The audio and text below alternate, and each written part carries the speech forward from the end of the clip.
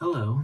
Well, as I said earlier today, that I was traveling and I've given some clues as to my whereabouts. And now I'm about to make my big reveal, my major message, my major announcement from Bisbee, Arizona. I am alone in Bisbee, Arizona.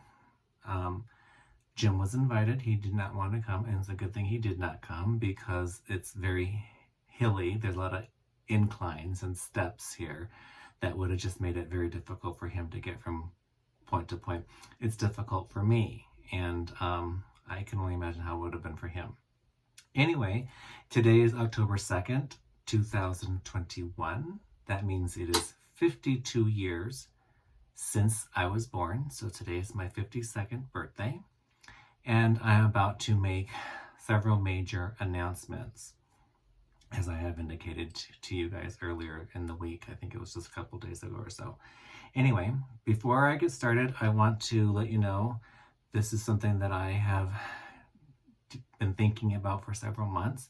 And I thought, well, I'm going to make the announcements on my 52nd birthday. So here we go. There are a couple milestones in my life that have impacted me greatly to make me become the person who I am. And the first thing that I want to talk about, if you keep seeing me look down, those are my notes on my iPad. The first thing I want to talk about was the fact that for most of my life, I was told that I am not masculine, or I didn't even know what the word meant really, but I was basically told I was girly. I was very girly. I'm too much of a girl to be a boy. And that really made my life difficult because as much as I tried to not be a girl, I just couldn't man up, so to speak. And so it made elementary school and junior high very difficult for me. The deciding factor that made my father decide to move from Glendale, Arizona to Chandler, Arizona was in 8th grade when I came home with a little post-it note on my back that read, "Kick me, I am a faggot." And the idiot who put that note on my back spelled faggot, F-A-G-I-T. So he's not even intelligent enough to know how to spell the word. Anyway, so we moved to Chandler in December of 83 in the middle of my 9th grade year. And I had to start at Chandler Junior High School, which no longer is in existence. If you're from Chandler, you know that. And the day that we started, I don't know the exact date, but I do know it was the first Monday after Christmas break in 1984. So it would have been January 1984. My father said to me, "Lay low, don't draw attention to yourself. You still have 3.5 years of high school you need to get through." And I don't think he said that to make me feel bad about who I am. I think he said that to hope that make high school easier for me so that I don't come home with any more post-it notes on my back that say I should be kicked because I'm a faggot. But what did that do to me? It pretty much destroyed my self-esteem. I laid low, and I didn't make very many friends. I had 3, Adriana, Sheila, and Michelle. Those were pretty much my 3 friends in high school. So I didn't try out for any clubs, or not try out, I didn't go out and join any clubs. I didn't go to very many Friday night dances. I didn't go to very many Friday night football games or any type of sporting activities from Chandler High School. So I had a very fruitless high school experience. If some of you know me now from high school, you'll know that maybe perhaps I was in a couple clubs in my junior year, the end of my junior year. That's because my dear friend Adriana Vallecillo at the time, now Adriana Martinez, said to me, "Come with me. We're going to go to Spanish Club," or whatever it was that we went to. I do remember being in Spanish Club, and I think Alicia Aldacoa and Marty Highland were in that club with me. Anyway, I went to that. So it was very minimal experiences that were extracurricular for me. So I went on, graduated high school, went on to college, graduated college, and then I moved away. I went to Mexico. Oh my gosh, where did that come from?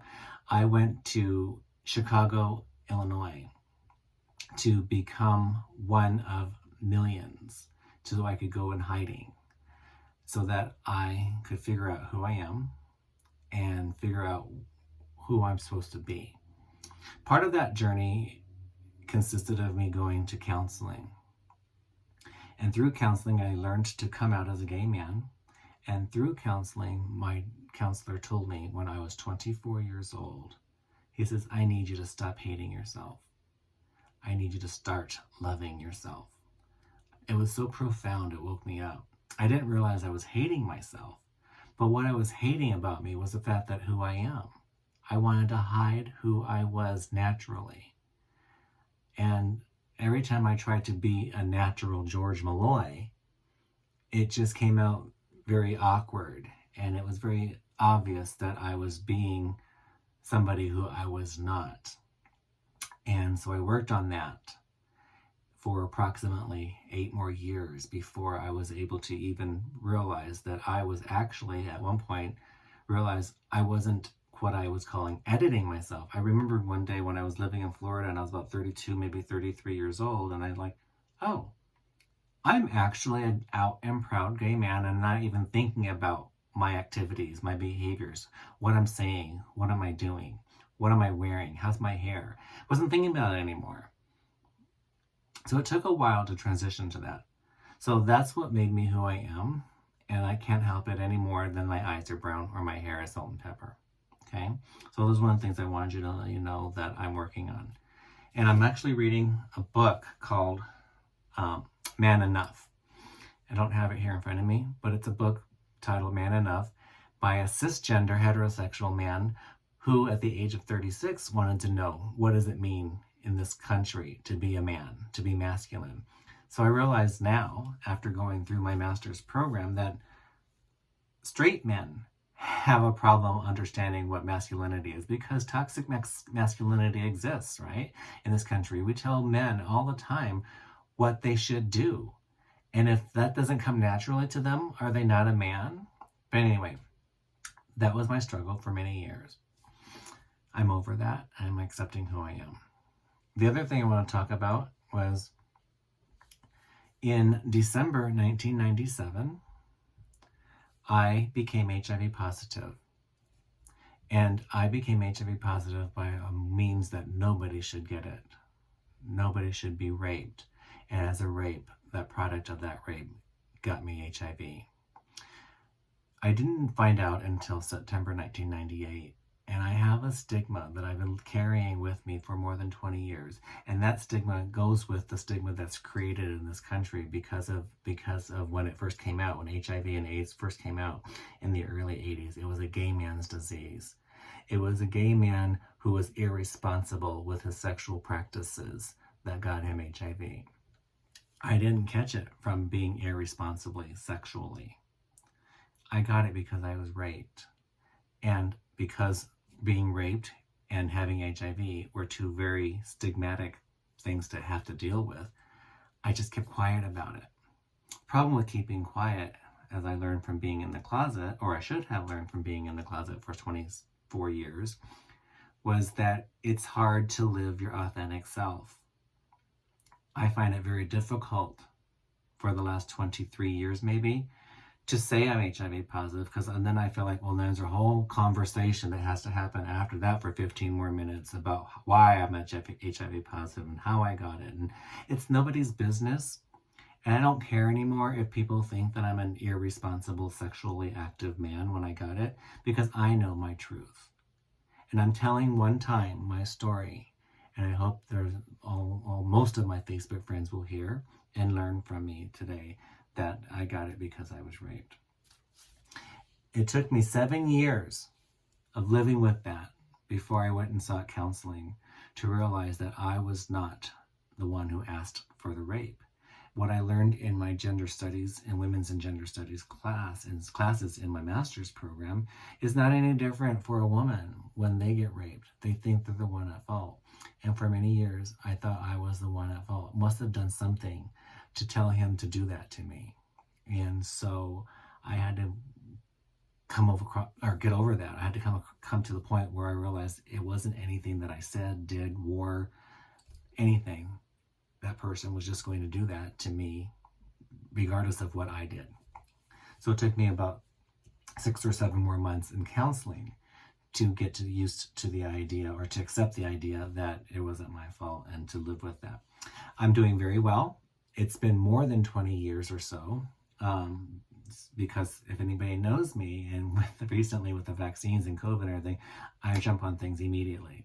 So because of that incident, I got tested immediately and found out immediately, and was able to sort of nip it in the bud so that I remained healthy, and I never got to the point where I was unhealthy. So I may not look like a person with AIDS, or I'm sorry, I don't have AIDS. I may not look like with a person with HIV, because I have a strong immune system. I have a lot of CD4 count, and I am undetectable. And if you guys understand what undetectable means, it means I can no longer transmit or catch HIV, because of my the medicine that I'm taking is combating the virus in my body. So anytime if it does enter my body, it'll combat it really quickly. It's almost as if I'm vaccinated against HIV. That's how well that science has worked to help manage this illness or this disease.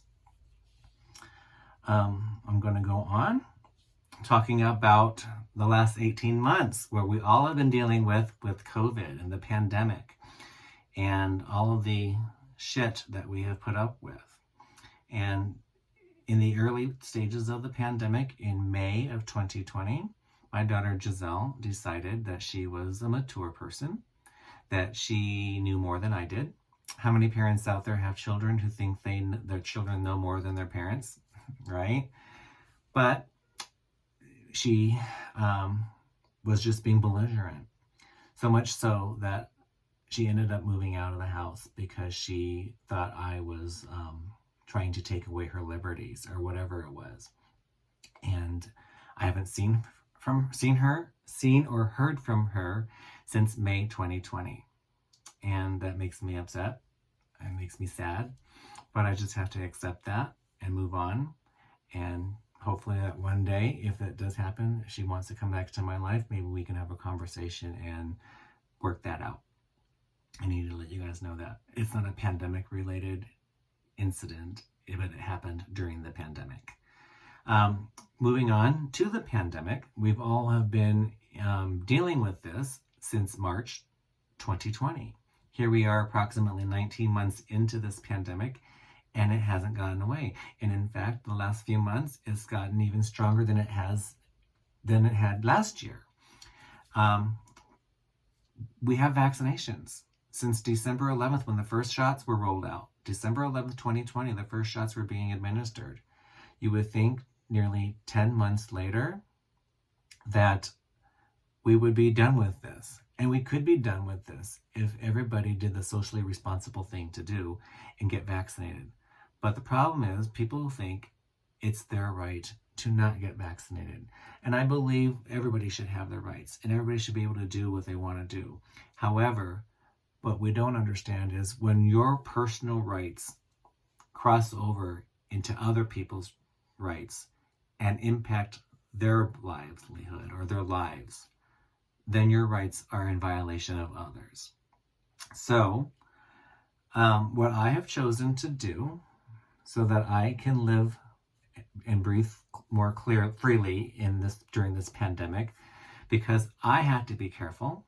Not necessarily anymore because of my HIV, because I found out just this past week from my doctor at the Mayo Clinic that if I'm fully vaccinated and I have my booster shot and I have strong T cell count and I have 0 viral load, that I will probably do well if I have breakthrough infection, and I probably will be asymptomatic, meaning I don't have any illness. Or if I do have any symptoms, it will be very mild, like a sore throat, body aches, fever for a few days, and 4 or 5 days be done with it. I will most definitely not end up in a hospital, and most definitely not pass away. I'm very glad to hear that. But why do I still wear my mask in public? Because I'm married to Jim Skiotis, who's 81 years old. And he has heart condition, and he is older than 65, and he's overweight. He has 3 issues that he has to deal with that could make it difficult for him. So even if I'm asymptomatic and I have breakthrough infection and I don't have any symptoms at all, I could pass that to him. And he may not be as lucky as I might be and not get sick. He could be hospitalized. He still could possibly pass away because he has those comorbidities, even though he's been triple vaccinated. We don't know. And because we don't know, we have to be conservative. One time word conservatism is actually good, right? It's not a political thing, so I'm sorry I brought that up. But anyway, so I have made the decision that if my friends are not vaccinated, I cannot have you less than 6 feet from me. That means we can't go shopping together. We can't have meals together. You can't come to my home. I can't go to your home. We just simply have to put our physical friendship on hold. We can still communicate through telephone, text, messenger, Facebook. We can communicate from more than 6 feet away. That is something that I have to have done. And the only way we can get back together again is, one, the CDC says we are no longer in a pandemic because we have nearly 85% or more, whatever that magic percentage is, of the population that has some sort of immunity from it, either through natural immunity or a vaccination. And who knows how much longer that's going to be. A year, 2 years from now? I don't know. So our friendship's on hold in that regard. Or if you choose to get vaccinated, 3 weeks after your second dose, we can be in physical contact again. Now, how do I police that? I can't. I just have to trust that my friends are going to be truthful and honest with me and say, hey, I got vaccinated. Let's have lunch again. Okay? So that's where I am with that and the pandemic. And the last thing I want to address is the fact that now at 52 years of age, I have reflected the last few months as I approach my 52nd year, the behaviors that I have exhibited that have caused people to take advantage of me. My whole life, pretty much my whole life, maybe 47 years or so, my mother has taught me her Buddhist philosophy. And that basically is be nice to people, treat people with kindness, treat people with respect. And she said, if you do that, you get so much more love and respect and kindness back than you give out. And for the most part, that's true. And it's worked for 47 years almost. But the problem is, there are some people out there who see my kindness and want to take advantage of that kindness. And when they take advantage and they can't take anymore, then they leave. And that's what I've noticed in the past few months, that people who I have helped, and I'm not talking financial, not at all. It's not about the money, okay? You can help people in many other ways besides handing them some money. You can help them fill out a job application on the internet because they don't have internet access. You can help them figure out how to file for pandemic unemployment because they don't know how to figure out how to navigate an unemployment application on the internet. You can help them figure out how to apply for financial assistance through the pandemic. I'm giving more recent examples, but I've helped a lot of people in this past 18 months because of the pandemic, because there were systems in place to help them financially. And what did I get in return? I got shit in return. I've got people just used me until they don't need me anymore, and then the friendship is gone. They don't come around, they don't talk, they don't call. And what I found out is I was chasing people. I've had this sense of belonging or needing to belong since I was 4 years old, because I felt like I didn't belong, because I was told that I was not a boy. I didn't act like a boy. I'm not masculine. I'm not manly enough. All those descriptors of who I was not impacted me to the point where I felt like I needed to belong. And I thought if I was nice to people, they'll be nice back to me, and I'll have friendships, and I'll have belonging, and I can cling on to people, and I feel good about myself that I have friends. What I found out is I don't need friends. I need people who are nice to me, and we can be civil, but I need just one or two people who are close that I can count on. And I think I have that. And I don't need to have a number placed on that. I don't need to have a number in the double digits to feel actualized, to feel like I am successful or like I am loved. Because someone can give you love, and it can be one person, two people, three people, whatever. It's just a minimum number of people, all I really need, and I believe I have that. So I'm not going to give out my heart as easily as I have for the past 47 years. That doesn't mean I'm going to be a jerk. No. It just means I'm going to move cautiously. If someone needs help and I feel like they truly are nice and and then if I help them, that I feel like they're my friend, not because they feel that they could get something from me, but because they're a friend, and they're truly my friend, and they became my friend, not because of me trying to help them, and that's how we became friends. But if they need help, I will help them, of course, because we've had some sort of proven relationship that we are here because of the friendship. We're not together because you needed something and I helped you and now you want to be my friend. No, that's not it. I'm going to move cautiously through my life from this day forward. And I'm not going to be a jerk, like I said, but I just need to start taking care of myself so that I don't get hurt anymore. So that's my announcements, or my major announcements. And thank you for sticking with me for more than 20 minutes. I know I can be long-winded sometimes, and I can't get right to the point, but that's just who I am also. I appreciate you listening, and I hope you live a happy and blessed life as you move through the earth like I do. Thank you very much.